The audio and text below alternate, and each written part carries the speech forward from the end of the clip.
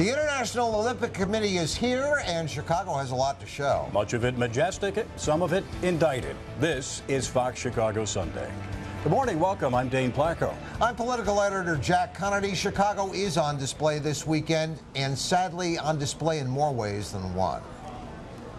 An evaluation team from the International Olympic Committee is here. One spectacle that wasn't on the schedule greeted the out-of-towners. The massive racketeering indictment of former Governor Rod Blagojevich. What sort of damage has he done to Chicago's image, his political party, and his chances of beating this thing in court? You have a very wily defendant who's going to be doing everything he can to create an angle in the courtroom. And what about the Olympics? This is a great opportunity. Well, he may be a lot of things, but he's no chumbalone. A chumbalone? Chumbalone. What is a chumbalone? Ask John. What is a chumbalone, A chumbalone came out in Family Secrets, where the crooked cop Tuan Doyle agreed, nodded his head and agreed. They said, "Why did you agree to the mob boss?" And he said, "I didn't want to look like an idiot, like a chumbalone." A chumbalone. And I think now anybody who lives in Illinois, with all the politicians we have and all the crooked corruption and everything, we're all chumbalones. Mm-hmm. We're all chumbalones. Now, what did you make of the indictment against the governor? Was it exactly what you expected? Not as much, or? Actually, there were some interesting things in there. Number one, the Tribune reported right after the indictment that there was a pass-through, apparently a pass-through deal, state pension funds going to a Republican who was the boss of the Republican National Committee, the treasurer, Shalanda. Robert Shalanda, who we've talked about on this show for years, guys, right? Right. And he apparently, according to the report, money went back to Resco and presumably to Blagojevich. What I found most interesting, most surprising really, John, is according to the indictment, these guys were cooking up these schemes before he even took the first oath of office. I mean, isn't that amazing? Well, actually, I hate to, what am I supposed to say? That I've been calling him the unreformer since he ran? I mean, look, he comes out of the machine, Dick Mell, very nice man, great fisherman, but you don't expect a guy like Blagojevich to be legit from the get-go, right? But, again, we have to stress these are allegations. He's been indicted. He's not been convicted. He hasn't been convicted, but why do you think he's toast? Because of the RICO statute? Because of the fact that it's a racketeering conspiracy case? Because of the fact that his former chief of staff has turned state's evidence? I mean, what is it to suggest to you this guy is toast? Former chief of staff John Harris cooperating. Resco cooperating. John Wyma, another chief of staff. Do you know Resco is cooperating? I'm telling you what I believe is the case. Resco cooperating, Wyma cooperating. The only guy who's not cooperating is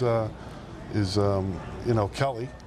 And I'd love to hear about his gambling trips with certain state senators to Las Vegas and Aruba. Is Harris talking about more than just what was going on at the state level? Are they squeezing him a little bit on his time at City Hall? I'm not in the meetings, but I know that that there's been a steady stream of people. I think there's a whole floor in that federal building taken up interviewing witnesses, and people are talking about a lot of stuff. John, I talked to Pat Collins last week, and he said the former governor is going to make a wily defendant. And by that he means that he's already really started his defense, hasn't he? Going on national television, going on radio, trying to appeal to that part of the population that thinks that law enforcement is too heavy-handed. Correct. That the RICO statute, the racketeering conspiracy is overkill in this case. Was only for mobsters, not for politicians. That's right. But can you make that argument in court anymore? I guess not. It's been used now with some frequency. And you forgot the appointment of Roland Burris. His blocking back in the 2002 election. But Roland Burris may not be around by the time this trial starts. Right. But it's still I appointed an African. He'll say I appointed. It's a play to African Americans who may end up on the jury. Can that work? You know what? I saw George Ryan, and we all saw it. George Ryan let my people go, right? Clearing death row, campaigning in churches. Did everything. Used the media. Got appointed. His media mouthpieces got him appointed to the Nobel Prize nomination, right? Right. Didn't he? And did that work?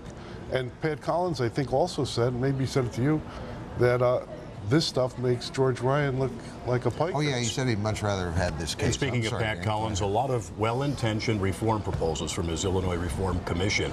But do you really think that ultimately this will succeed in changing the political culture in Illinois? I think that we're at a tipping point. I think all you guys feel it too. We've all talked about this, the three of us. When will that tipping point come? I think we're at the tipping point now.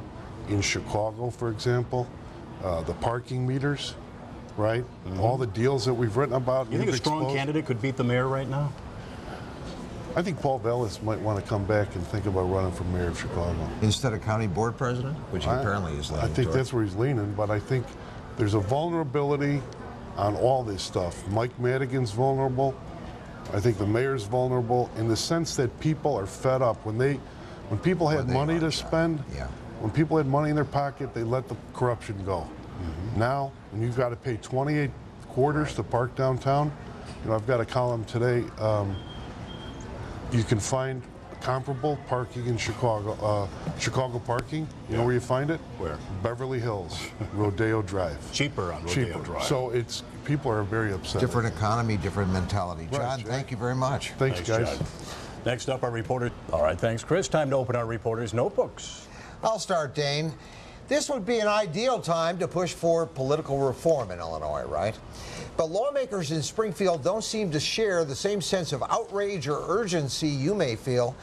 The Governor's Reform Commission suggested a number of ways the state could start taking big money out of politics, including those all-important limits on campaign contributions.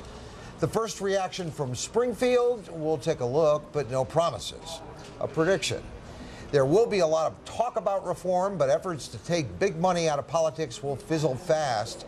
This is the Wild West of campaign finance, and no one in Springfield, save possibly the governor, really wants to change that. Boy, Jack, it sounds like you're a little cynical about this. Oh, Dana, I don't mean to be cynical, I mean to be realistic. Yeah. And when it comes to actually placing those limits on themselves, there's no incentive for these guys to do that. And what they'll tell you is, we didn't do anything wrong, huh?